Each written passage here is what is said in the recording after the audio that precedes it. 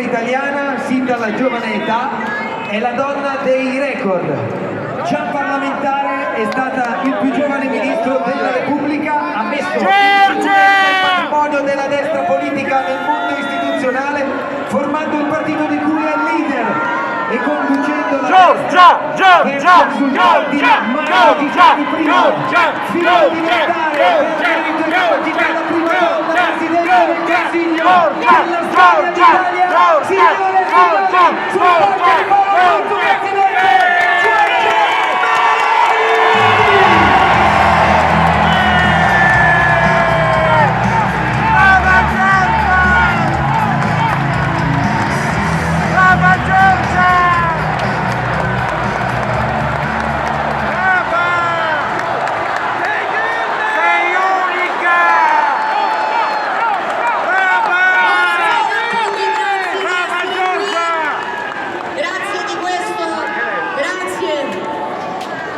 Di questo entusiasmo che abbiamo sentito da dietro le quinte per tutti gli oratori che si sono susseguiti.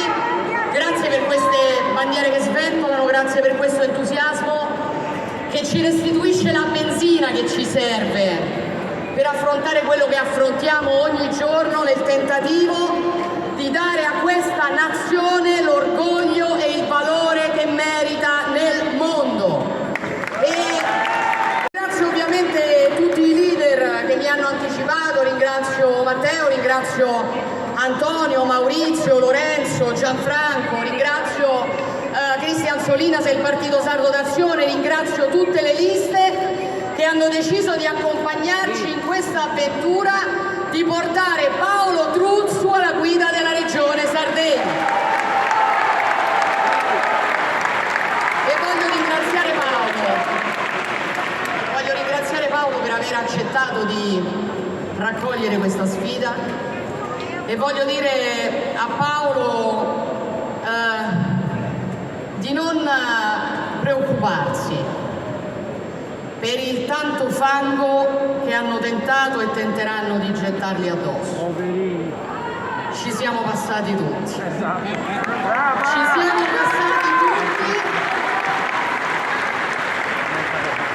Ci siamo passati tutti, ma io penso che sia sempre una buona notizia, perché dimostra il nervosismo di partiti senza più un'identità, senza proposte da fare, senza risposte da dare, senza più neanche il potere, la gestione del potere che li ha lungamente tenuti in piedi, che dimostrano oggi la loro vera natura, di partiti estremisti e rabbiosi che non hanno niente da dire in positivo e possono solo tentare di gettare fango addosso ai loro avversari.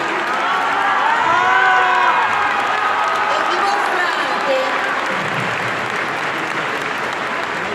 e l'altra buona notizia è che dimostra anche che non hanno molti argomenti nel merito, e cioè dimostra che sanno anche loro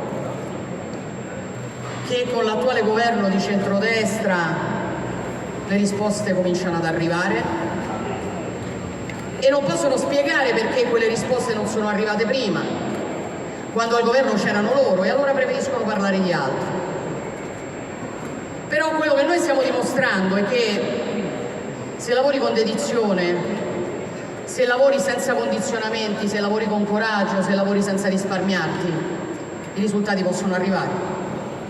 Allora vorrei con voi raccontare qualche dato, qualche fatto, qualche numero che sono molto più forti di tutto il fango e di tutte le mistificazioni che si possono tentare di mettere in piedi.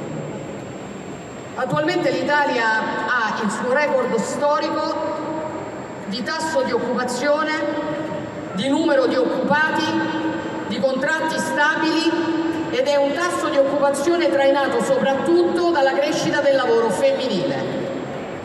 Come ci siamo riusciti? Facile.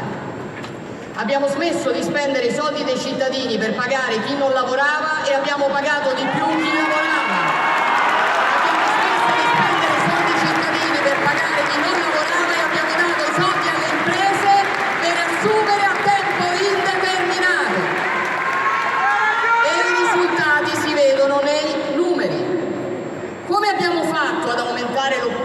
femminile? Facile.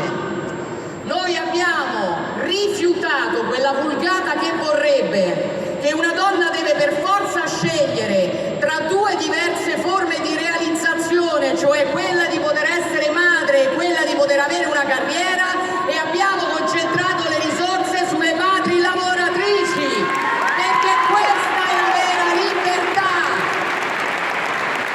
La libertà non è farsi chiamare la presidenta, la libertà è non dover rinunciare ai propri desideri, e la stiamo garantendo noi.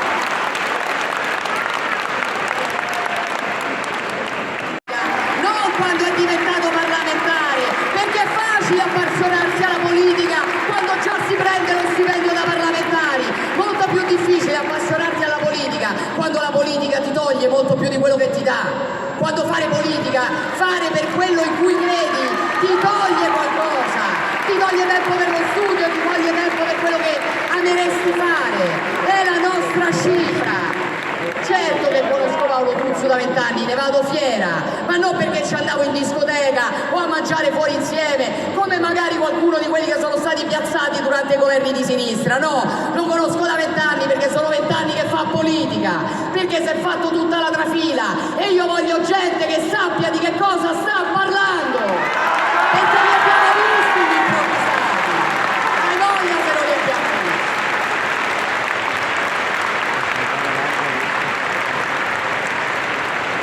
Dicevo, è anche l'effetto, no, della coesione della maggioranza, della solidità della maggioranza. E qui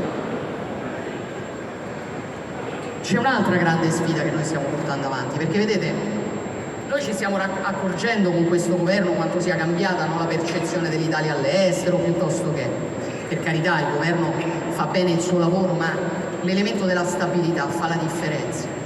Perché quando un governo è forte, quando è coeso, quando è solido, quando torna il primato della politica, intanto è più facile riuscire a stringere accordi internazionali che ti portano